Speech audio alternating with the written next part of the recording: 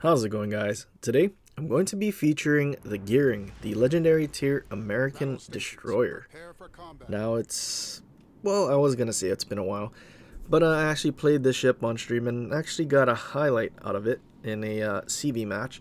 But I also decided to just take the Gearing out again just to play it, since it's really been a while since I've even really tried to play it. Ever since Kleber, Daring, and Z52 have come out, there just really isn't a big reason to play the ship. I mean, the gearing is not bad by any means, but it just doesn't offer the same utility that the other ships do. And, well, Kleber has funny buttons and AL Sanlu gives us 4 of them, so it's just a whole lot more fun. But, yeah, I decided to take the gearing out again. I am using 1,000 cuts instead of Perceptive or Twist and Track in this match, which, well, it was nice having a little more DPM, but at the same time, 8% for like a little over 2-second reload isn't gonna give you that much of a benefit. And well, coming into the cap at the start of a match, I don't exactly know where the destroyer is, if he's trying to move over to the left the same direction I am, or if he's somewhere on the right side. And we do have to play kind of passive, a lot more passive than I would like to play. But yeah, we just need to make sure that we don't get caught, because there is an enemy Lucian, and I'd rather not run face first into a sonar DD and then get focused by the rest of his team. There's also a Salem, so enemy radar, that I kind of rather not run into, so that's why we're kind of forced to play really passive. Kaba spot in the middle, Napoli coming around the outside, and then I do notice on the minimap the two friendlies in spawn that spawn with us are just reversing away. Yeah, that's not going to be the last time we look at them and see what they're doing. It's, yeah.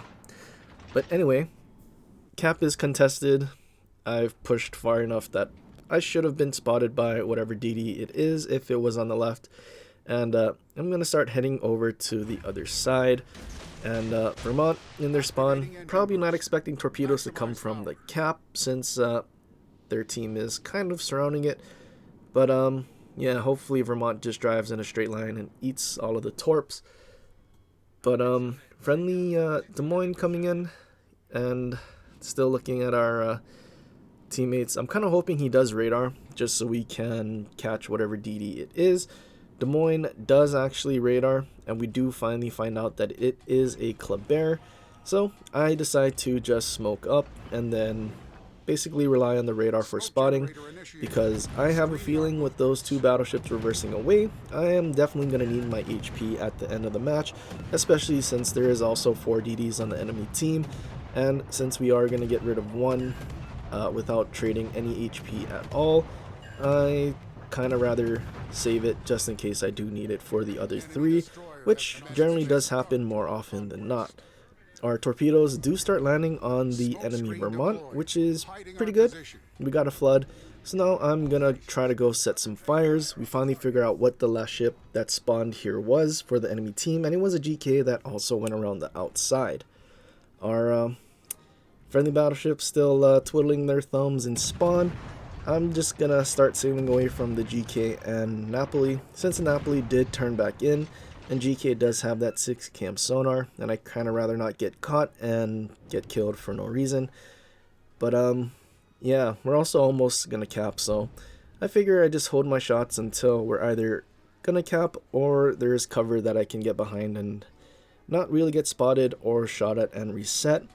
Looking at the Vermont, his guns are facing the ships in the middle, so it is safe for us to shoot, and we also have islands in between us and the Napoli and GK, so everything is fine, although we do park a little too close to the island and we're getting some ghost shells, so unfortunately we're not going to get the fire that we really wanted to. And now it's time to just start sailing away, because there's a notification one of the ships that were on the outside have finally made it into the cap, and we just need to go and not get caught. Enemy Kaba in their spawn, turning around. There is also one more destroyer that is in the middle. I haven't really been paying attention to the other half of the map, which is my fault. Not sure what destroyer it is, so I am going to be a little passive in the middle, kind of waiting to figure out what destroyer that is. I'd rather not engage the Kaaba and then start getting focused by whatever DD it is, or even run into a Lushun in the middle with his sonar and then get farmed to death by their whole team, considering the Napoli pushed into B. Our ships are still twiddling their thumbs in spawn. And yeah, got Kaaba, DD, Salem over there on the other side. So definitely need to play a little more passive because we don't have any information at all, whatever this destroyer is. Kaaba goes unspotted. I am going to stick around just enough so we know what destroyer it is in the spawn. Kaaba also pushing in, shooting. We are providing spotting for our team. And yeah, going to keep sailing away from Napoli. Luckily, we do see what it is, and it is the enemy Hayate. So I just start shooting the Kaaba, trying to get rid of him as soon as I can, because then we're taking guns off the board, and guns that could potentially shoot at us and reduce our HP more than we really should. Enemy Hayate though, Hayate guns are still pretty nasty, but we do get to the island and actually do end up going unspotted as soon as we leave range from the Napoli. Our friendly Ohio that's in the middle absolutely smashed Hayate, or whatever teammate was on the left side. One of them touched Hayate a bit too rough, and yeah, aim assist over the island finished off the Hayate, and now the enemy team has no destroyers left, just battleships and cruisers. Enemy Yamato charging in. I am planning on putting some EP into that broadside. Kaaba Torps show up pretty late. I wasn't expecting them at all. We're kind of lucky to not eat any of those, especially since they ran out right next to us. That would have been kind of tragic if we did, but luckily they didn't. I didn't realize Kaaba Torps were that slow, but I did know they were that stealthy. Honestly, didn't expect Torps over there. But now we're just going to wait for the Yamato to shoot, or at least when it looks like he's going to shoot, he is turning out slightly to try and get his rear guns, so I start opening up with some AP, gearing, and really just destroy AP on broadside battleships, at least the ones that you can pen. You can get some pretty decent damage into their broadsides. I do make a mistake here with the Yamato though. I don't switch to HE soon enough, and then we start getting ricochets in the superstructure, and then we kind of miss out on a kill. We were kind of tracking for a Kraken as well, which is why it's kind of tragic. Enemy Salem, I'm assuming he wants to charge in to contest the cap, and then he'll tuck himself into the island on that outside that he can kind of hug and contest, and also engage our two friendly ships on that side.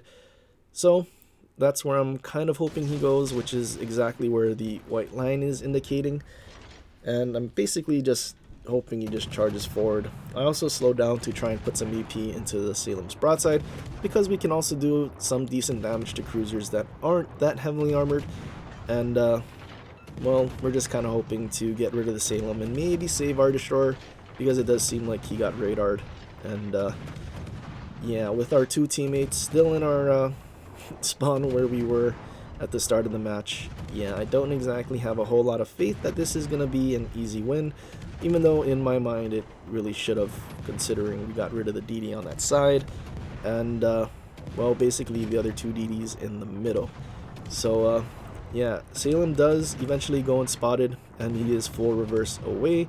So I finally decide to go back to where we started at C cap, just to help, oh sorry, B cap, just to help our two potatoes in our spawn. And yeah, even though they played extremely passive in spawn, they're basically dead.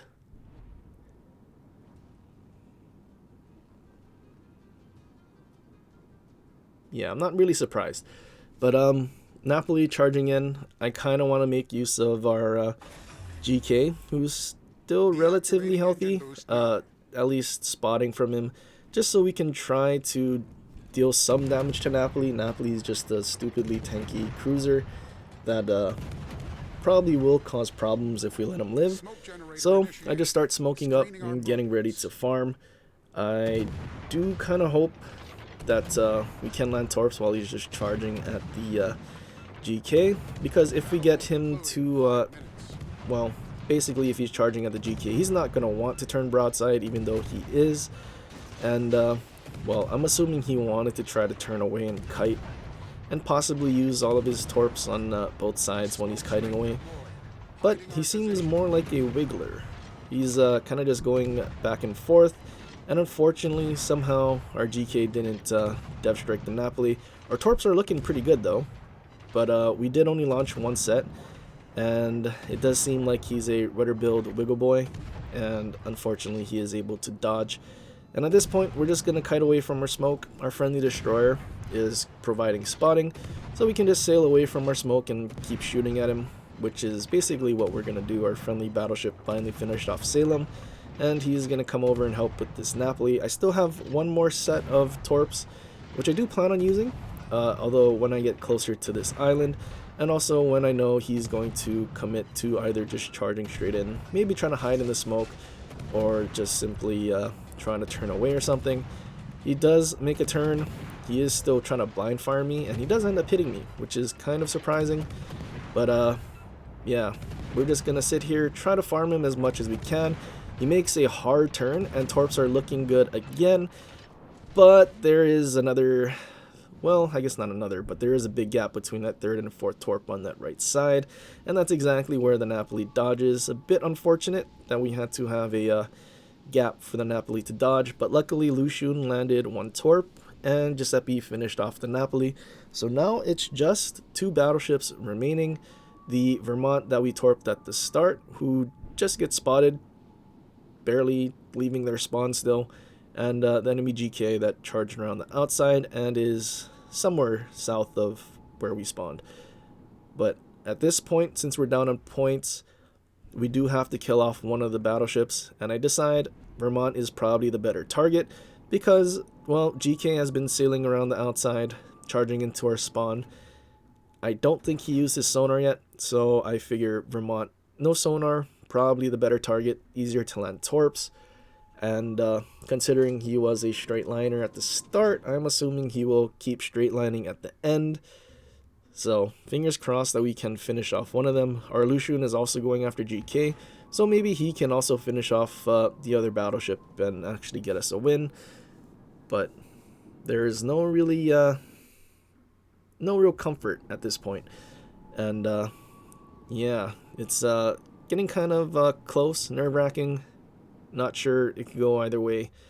I do need to kind of play a little careful, because if the Vermont turned straight into the middle of the map, I might be running face first into a Vermont and basically gonna get deleted, especially because I don't have both racks loaded, because I staggered them against Napoli, which is unfortunate, because we did have a golden opportunity to dev strike a straight lining Vermont, and yeah, unfortunately we only had one rack loaded. I feel like we're gonna get torp hits on the Vermont since he's a straight liner, but we're not gonna have the opportunity to launch the second rack. Otherwise, well, you can see it's pointing at the island, so there's no real way of us hitting him. But GK does get into the decap and starts contesting, which is bad because we are already down on points, and now it's like they have two caps to our one since they're contesting. So I need to hurry up and get into the B cap so we can start contesting points, and then it's like it's a one cap to one cap.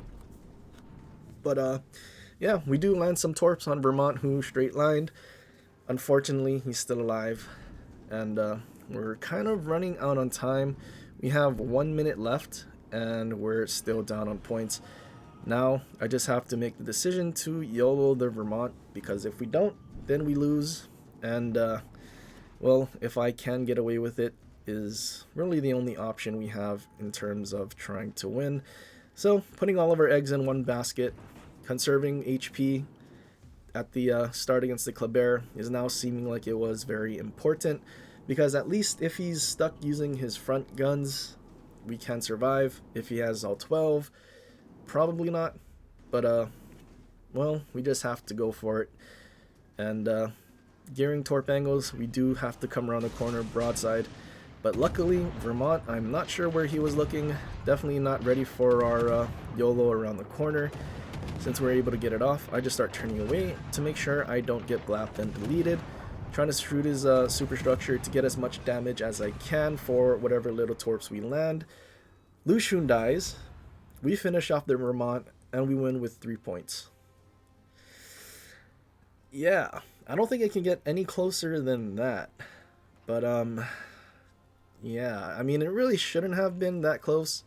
I mean, if we had two normal battleship players and not what we spawned with, I think it would have been a much quicker match, more enjoyable, less stressful. They deserve a couple of griefing reports. Not that that's going to do anything. No punishments are given for anything in this game. It's just there to make you feel better. And I think it did make me feel better when I did it.